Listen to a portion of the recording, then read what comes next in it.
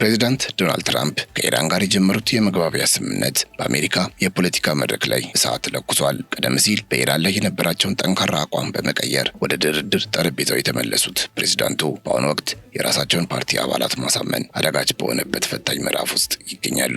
አንድ ጊዜ ድርድር ውስጥ ከገቡ በኋላ ከተለያዩ አቅጣጫዎች እየተሰነዘሩባቸው የሚገኙት ተቃውሞዎች አስተዳደሩ መውጫው የጠፋበት የፖለቲካ አዘቅት ውስጥ የገባ አስመስሎታል። ትራምፕ ወደዚህ ጦርነት የገቡበትን ውሳኔ ዛሬ ላይ ሆነው በቁጭት የሚያስቡት ይመስላሉ። ታዲያ ስምምነቱን በኃይል የሚቃወሙት አካላት ከፓርቲያቸው ውጪ ሳይሆኑ የፖለቲካ ቤተሰባቸው የሆኑት የሪፐብሊካን ሴናተሮች መሆናቸው ሁኔታውን እጅግ አሳሳቢ አድርጎታል። በሀገሪቱ የደህንነት ስትራቴጂ ላይ እምነት የሚጣልባቸው አንጋፋ የፓርቲው ባለስልጣናት ስምምነቱ የአሜሪካን የረጅም ጊዜ ጥቅም አሳልፎ የሚሰጥ ነው በሚል ስጋት የፕሬዝዳንቱን ውሳኔ በጽኑ በመቃወም ላይ ናቸው። የድርድሩን አቅጣጫ ከማስቀየሩም በላይ የትራምፕን የፖለቲካ ህልውና ሳይቀር አደጋ ላይ ሊጥል እንደሚችል እየተነገረ ባለው በዚህ የውስጥ ክፍፍል አስተዳደሩ በከፍተኛ ጫና ውስጥ መሆኑ በግልጽ እየታየ ነው። እንዲህ አይነቱ የውስጥ ተቃውሞ በፕሬዝዳንቱ ላይ የሚያሳድረው ተጽዕኖ የአሜሪካን የውጭ ግንኙነት መልክ ሊለውጥ የሚችልበት አቅምም አለ። ታዲያ በዛሬው ዝግጅታችን በፕሬዝዳንት ትራምፕ የኢራን ስምምነት ላይ የተነሳው የዚህ ከፍተኛ ተቃውሞ መነሻ ምንድን ነው? ድምጻቸውን ከፍ አድርገው የተቃወሙትስ የሪፐብሊካን ባለስልጣናት እነማን ናቸው? ትራምፕ በራሳቸው ፓርቲ አባላት የገጠሟቸው ተቃውሞችስ ምንድን ናቸው? በስምምነቱ ላይ ያላቸው የጸና ቅሬታ ምንን ያጠነጠነ ነው? እንዲሁም የዚህ የውስጥ ፖለቲካ መፋጠጥ የድርድሩን የወደፊት ዕጣ ፈንታ እንዴት ሊለውጥ ይችላል? የሚሉትን ጥያቄዎች እየመለስን አብረናችሁ እንቆያለን። ቻናላችንን ሰብስክራይብ፣ ይህን ቪዲዮ ላይክ ማድረግ እንዳይረሳ። ካፍታ ቆይታ በኋላ ተመልሰን እንገናኝ።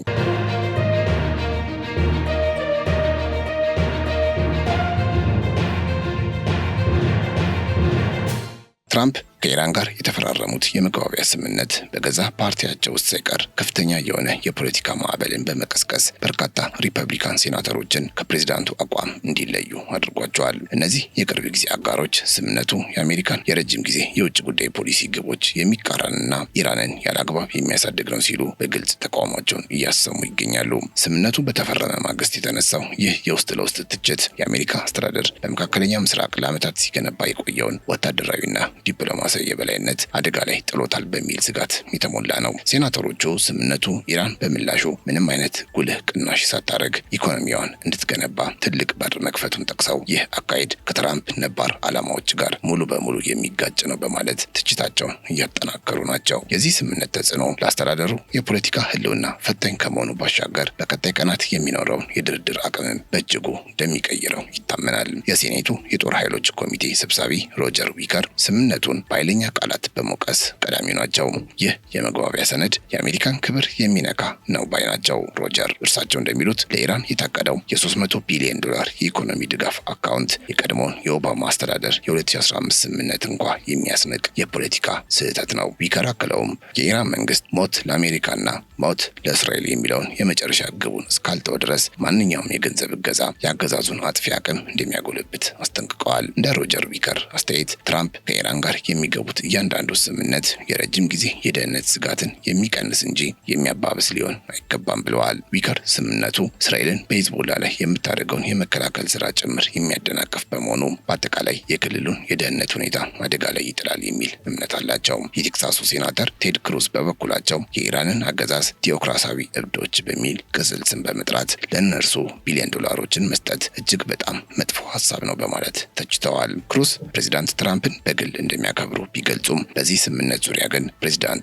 በጣም መጥፎ ምክር እየተሰጣቸው እንደሆነ በማመን ቅሬታቸውን አሰምተዋል። እርሳቸው እንደሚናገሩት ለኢራኑ አያቶላ አንድ ሳንቲም እንኳ መላክ የለብንም በማለት ስምምነቱ በአሜሪካ ግብር ከፋዮች ገንዘብ የኢራንን ኢኮኖሚ ማነቃቃቱ ተቀባይነት እንደሌለው አረጋግጠዋል። ክሩዝ በስምምነቱ የኢራንን መልሶ ግንባታ በሚደግፍ መልኩ የተዋቀረ በሆኑ የፕሬዝዳንቱን የኢራን ፖሊሲ ዋና መሰረት የሚያናጋ መሆኑን በመጠቆም ተቋማቸውን አሳይተዋል። በአስተዳደሩ ውስጥ ያሉ አባላት ለዚህ ጉዳይ መፍትሄ እንዲፈልጉ የሚጠይቁት ክሩዝ ስምምነቱ በአስቸኳይ እንዲታረም ጠይቀዋል። የሴኔቱ የስለላ ኮሚቴ ሰብሳቢ ቶም ኮተን በበኩላቸው የዚህ ስምምነት ገጽታዎች ወደ ተሳሳተ አቅጣጫ የተጓዙ መሆኑን በመግለጽ ከፍተኛ ስጋታቸውን ለፎክስ ኒውስ ተናግረዋል። ኮተን በኢራን ጉዳይ ላይ በሴኔት ውስጥ ካሉ እጅግ በጣም ጠንካራና ሀውኪሽ ከሚባሉ አባላት አንዱ እንደመሆናቸው ትራምፕ ባለፉት 6 ዓመታት የገነቡትን የድርድር አቅም እንደሚያባክኑ አስጠንቅቀዋል። እርሳቸው እንዳሉት ኢራን በአሁኑ ወቅት ከብዙ አስርት ዓመታት ወዲህ ካለችው ያለችበት ሁኔታ ይበልጥ ተዳክማለች። ይህ ደግሞ አሜሪካ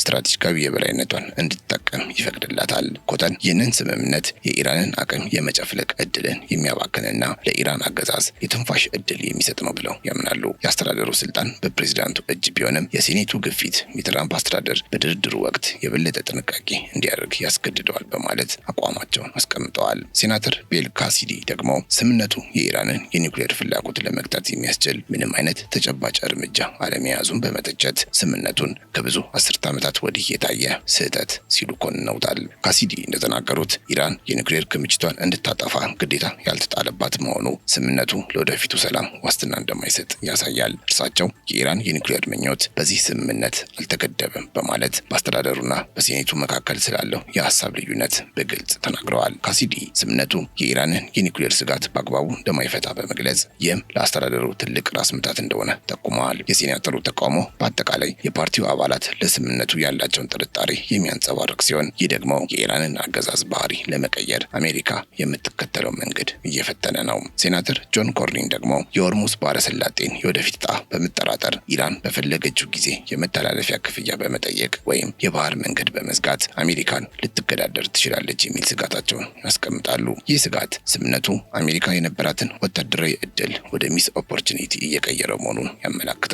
ኮርኒን እንደሚሉት ኢራን ባህሪዋን ለማስተካከሏ ምንም ዋስትና ባለመኖሩ የአሁኑ ስምምነት የኢራንን የኃይል ሚዛን ብቻ የሚያስጠብቅ ይመስላል። እርሳቸው የሆርሙዝ ባህረ ሰላጤ ለጉዞ ክፍት መሆኑ በስምምነቱ ቢጠቀስም ኢራን ለወደፊት ይህንን እንደ መሳሪያ ጠቀምበት እንደምትችል በመግለጽ ትችታቸውን አሰምተዋል። ሴናተሩ ስምምነቱ የኢራንን ስልታዊ ጥቅም ብቻ የሚያስጠብቅ ከሆነ አሜሪካ በረጅም ጊዜ የምትጎዳው እሷው ትሆናለች በማለት ያስጠነቅቃሉ። ታዲያ ትራምፕ ከሚመሩት ሪፐብሊካን ፓርቲ አባላት የተነሱት እነዚህ ሁሉ የፖለቲካ ተቃውሞዎች የፕሬዝዳንቱን የውጭ ጉዳይ ፖሊሲ መሰረት በመናድ የተጀመረውን የኢራን የመግባቢያ ስምምነት አቅጣጫ ሊያስቀይር የሚችል ነው። እንደ ቶም ኮተን ባሉ የሴኔቱ የውስጥ አዋቂዎችና የኢንተለጀንስ ተጣሪዎች የሚመራው ይህ ተቃውሞ ስምምነቱ በቀላሉ የሚታይ እንዳልሆነና አስተዳደሩ በችኮላ የገባበት መሆኑን የሚያሳይ ነው። የፓርቲው አባላት ለስምምነቱ የሰጡት አሉታዊ ምላሽ ትራምፕ ውሳኔያቸውን ዳግም እንዲፈትሹና በድርድሩ ወቅት ይበልጥ ጠንካራ አቋም እንዲይዙ ከፍተኛ ጫና እያሳደረባቸው ይገኛል። ይህ የውስጥ ክፍፍል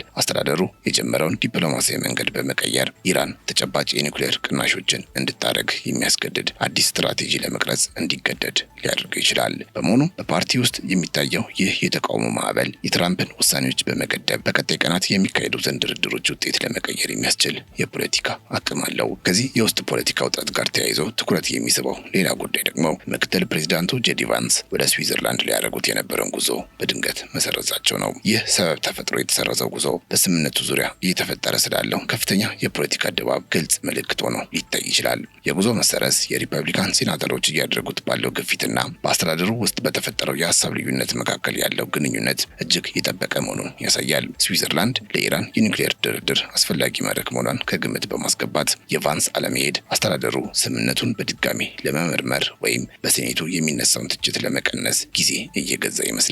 ይህ ድርጊት የትራምፕ አስተዳደር ከኢራን ጋር የገባበትን የመግባቢያ ስምምነት አፈጻጸም ለማዘግየትና የውስጥ ተቃውሞን ለማስተንፈስ የሚወስደው ጥንቃቄ ተደርጎ ሊወሰድ ይችላል። የሴኔቱ የኢንተለጀንስ ተጣሪዎችና ሌሎች ታዋቂ የፓርቲው አባላት እያሳዩት ያለው ጠንካራ ተቃውሞ በቀላሉ የሚታይ የውስጥ አለመግባባት ሳይሆን የስትራቴጂክ አቅጣጫ መጠየቅ ነው። የሴኔቱ የስለላ ኮሚቴ ሰብሳቢ ቶም ኮተን እና ሌሎች የፓርቲው አባላት አሜሪካ ባለፉት 6 ዓመታት በኢራን ላይ የገነባቸው የጥቅም መረብ በስምምነቱ ምክንያት እንዲዳከም መፍቀድ ተቀባይነት የለውም ብለው ያምናሉ። ይህ የውስጥ ግፊት ትራምፕን ከፓርቲያቸው መሰረት ጋር እያጋጨው ሲሆን የውጭ ጉዳይ ፖሊሲያቸው በሴኔቱ ቁጥጥር ስር መሆኑን እያሳየ ነው። ባለስልጣናቱ የኢራን አገዛዝ ባህሪውን እስካልቀየረ ድረስ የሚደረግ ማንኛውም ድርድር ለአሜሪካ ደህንነት አስጊ ነው በማለት የሚሰነዘሩት ሀሳብ የትራምፕን አስተዳደር እጅግ አጣብቂኝ ውስጥ እንዲገባ አድርጎታል። በአጠቃላይ ይህ የውስጥ ተቃውሞ አሜሪካ በኢራን ላይ የምትከተለውን ፖሊሲ ዳግም እንዲያጤነውና ከዲፕሎማሲያዊ ፍቅር ወጥቶ ወደ ስልታዊ ግፊት እየመለሰው መሆኑን ያሳያል።